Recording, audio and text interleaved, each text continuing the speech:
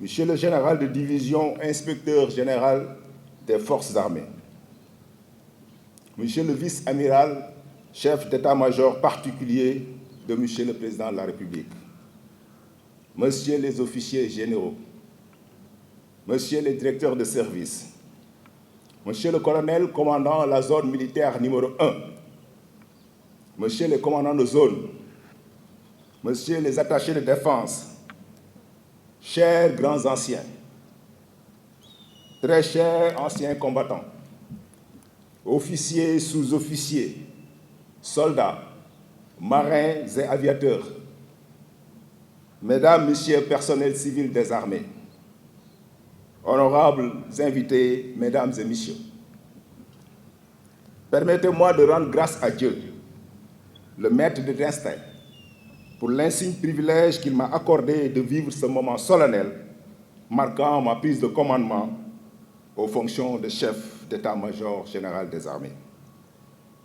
À l'entame de mon propos, je sollicite du Tout-Puissant la santé, la force et la clairvoyance pour porter avec succès mes nouvelles charges au bénéfice exclusif de mon pays et des armées. J'exprime très respectueusement ma profonde gratitude à Monsieur le Président de la République, chef suprême des armées, pour le choix porté sur ma personne. Je mesure tout l'honneur qu'il vient de me faire en me portant à la tête d'une si prestigieuse institution. Je lui renouvelle ma loyauté et mon entier dévouement. En même temps, je ne peux taire mon humilité face à l'immense responsabilité qui est désormais la mienne.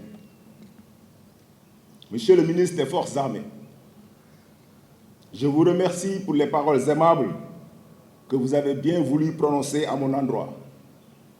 Je voudrais d'emblée vous assurer que toute mon énergie sera consacrée à ma mission pour donner corps à la volonté maintes fois exprimée du chef de l'État de doter notre pays d'un outil de défense performant, en phase avec les défis sécuritaires multiformes qui interpellent les nations en marche comme la nôtre. Je sais pouvoir compter sur votre soutien. En cet instant précis, mes pensées vont naturellement aux djambars qui ont accepté de donner ce qu'ils avaient de plus précieux, c'est-à-dire leur vie, allant ainsi au bout de leur engagement. Leur mémoire nous accompagnera quotidiennement, tout comme celle des anciens combattants, dont les drapeaux et étendards, encore gorgés de l'héroïsme de leur sacrifice, nous rappellent le lourd tribut que nous leur devons. À toutes les familles endeuillées, j'exprime ma profonde reconnaissance, la compassion et le soutien des armées. À nos camarades blessés ou alités, je voudrais aussi réaffirmer notre engagement moral de toujours rester à leur côté pour les accompagner sur le chemin parfois difficile du rétablissement et de la reconstitution. Enfin, aux militaires déployés en opération, à l'intérieur comme à l'extérieur du territoire, je transmets mes encouragements et salue leur courage au quotidien pour protéger les populations et leurs biens, pour préserver la paix et la quiétude, ces denrées de plus en plus rares dans notre espace sous-régional et pourtant si indispensables au développement socio-économique de nos nations. Ce moment est aussi l'occasion pour moi de réitérer mon entière gratitude et mes prières de longévité à mes chers parents, dont les bénédictions et les sacrifices consentis resteront pour moi une source de confiance et de fierté. J'associe à ces remerciements ma très chère épouse, mon soutien de tous les jours, qui s'est très tôt accommodée des rigueurs de mon statut d'officier, sans en réclamer aucun privilège, si ce n'est celui de demeurer ma fidèle campagne, consacrant son temps à sa vie professionnelle, au bonheur de notre foyer et sa vigilante affection à nos enfants. Je remercie toute ma famille, frères et sœurs, parents, beaux-parents et amis, pour leurs prières et soutien qui ne m'ont jamais fait défaut. Enfin, je n'oublie pas tous les vaillants et honorables anciens, mais aussi mes camarades et frères d'armes, avec qui j'ai cheminé durant ces 35 dernières années. Monsieur le ministre des Forces armées, officiers, sous-officiers et militaires du rang, honorables invités, les armées se sont forgées un renom que nous devons à la longue lignée des chefs militaires qui ont su bâtir avec courage et abnégation un outil de défense crédible et respecté. C'est donc l'occasion pour moi de rendre un hommage à tous mes prédécesseurs, en particulier au général d'armée Cheikh Wade, commando au long cours, dont l'engagement a permis de maintenir les armées sur une belle trajectoire que des voies plus autorisées que la mienne ont fini de magnifier. Je lui souhaite beaucoup de succès dans ses futures fonctions. Il me revient à présent l'insigne honneur et le redoutable privilège de porter cet héritage en maintenant vivace le flambeau pour rejoindre le cycle des transformations positives dans lequel notre institution s'est engagée depuis maintenant plus d'une décennie. Monsieur le ministre des Forces armées, à l'analyse, aujourd'hui plus que jamais, le contexte géopolitique dans le Sahel installe nos États au cœur d'une conflictualité diffuse, nourrie d'une part par les stigmates encore visibles de la Covid-19, qui a durablement impacté les conditions économiques et sociales de nos pays, ravivant ainsi les tensions sociales.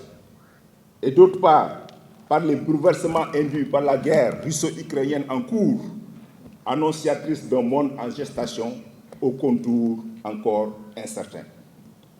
Cette situation se déroule sur fond d'expansion de la menace terroriste qui frappe déjà à nos frontières. Malgré tout, notre pays demeure un îlot de paix et de stabilité dans cette tourmente sous-régionale. En effet, sur le plan intérieur, une paix prometteuse se profile à l'horizon dans la région naturelle de Casamance, après 4 décennies de violence. Nonobstant les défis socio-économiques certains, notre pays poursuit sa marche vers plus de progrès et s'apprête à rejoindre le peloton envié des nations productrices de gaz et de pétrole. Ce constat nous commande de redoubler d'efforts et de vigilance pour préserver les conditions de stabilité nécessaires à la poursuite légitime de nos projets de développement.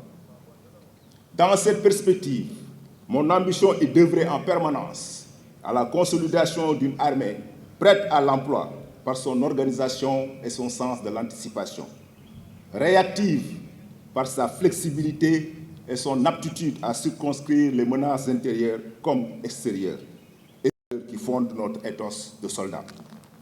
S'agissant des activités opérationnelles, elles constituent et demeurent notre cœur de métier.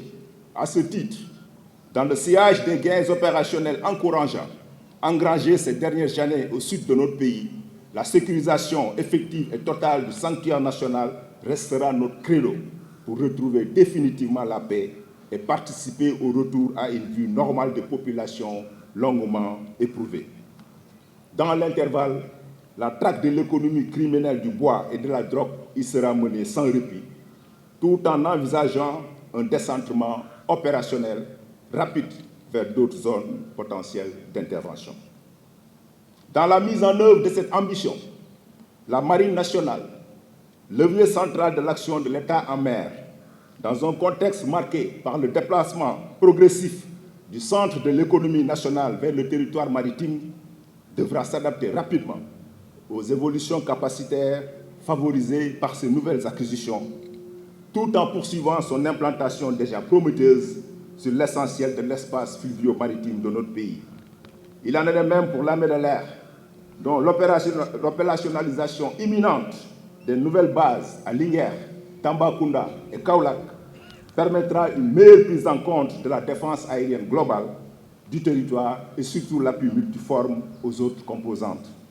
Quant aux forces terrestres, fer de lance de notre dispositif de veille et de réaction, leur emploi devra garantir une présence effective sur nos frontières dans le cadre de la posture permanente de sûreté et de la déconcentration en cours. Dans le domaine des opérations extérieures, les armées, avec la volonté de nos autorités, resteront engagées sur des théâtres dont la situation sécuritaire reste encore très volatile.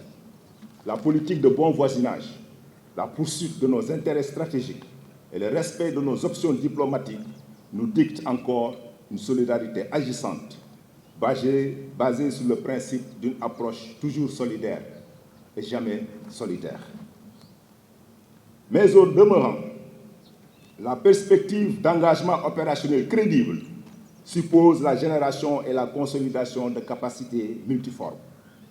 Pour le succès de nos opérations, sur les théâtres intérieurs comme extérieurs, nous nous devons d'assumer une préparation opérationnelle conforme à nos équipements, adaptée au durcissement exponentiel des engagements et surtout à la complexité des modes d'action hybrides.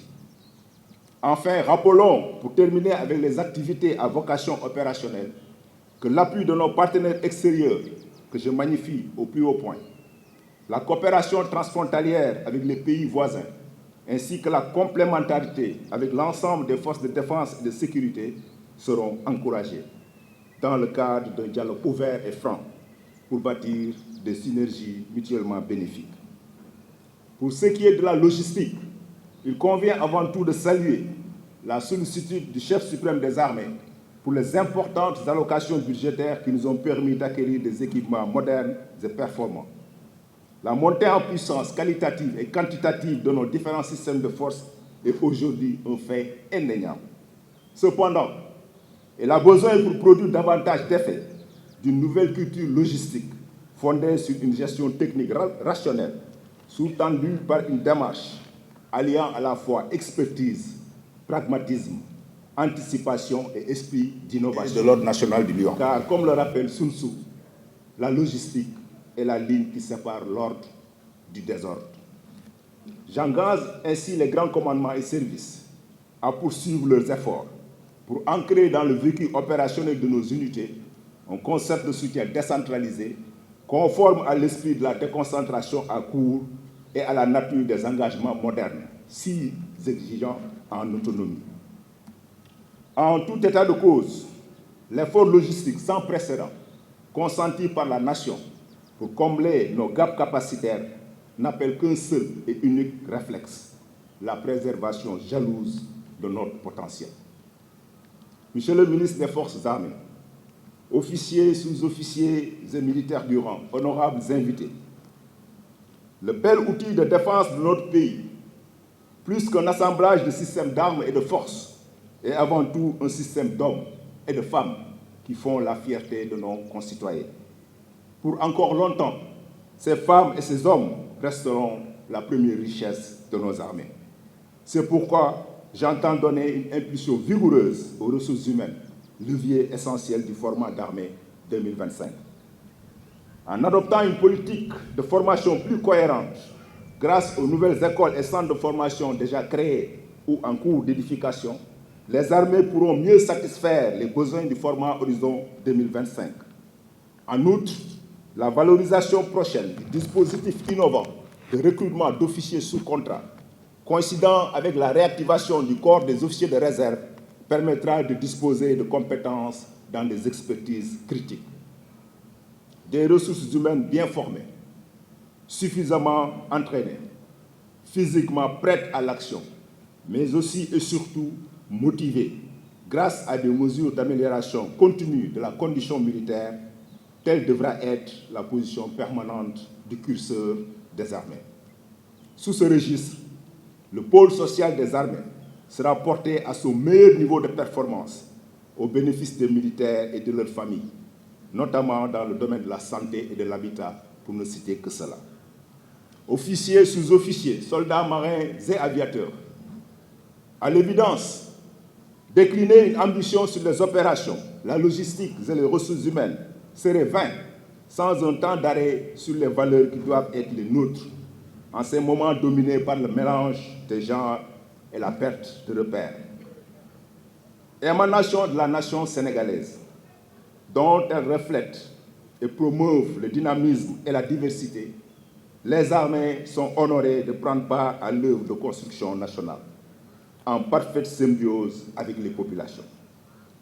C'est ce sentiment profond qui justifie le lien armée-nation que l'on nous envie tant et dont la consolidation nécessite un effort perpétuel de régénération.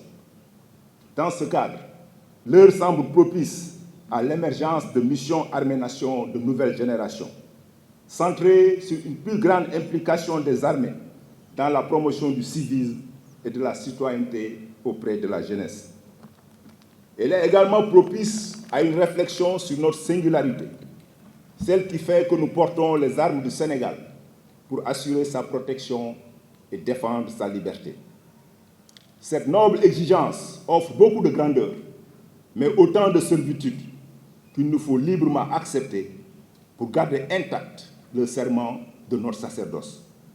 Comme le rappelait un grand penseur, je cite, « L'obéissance à la loi qu'on s'est prescrite est signe de liberté. » Ainsi, face aux sirènes de l'incertitude et du chaos, à l'exposition médiatique débridée dans les réseaux sociaux, opposons notre éthique de soldat, c'est-à-dire la discipline, notre piédestal le plus sûr.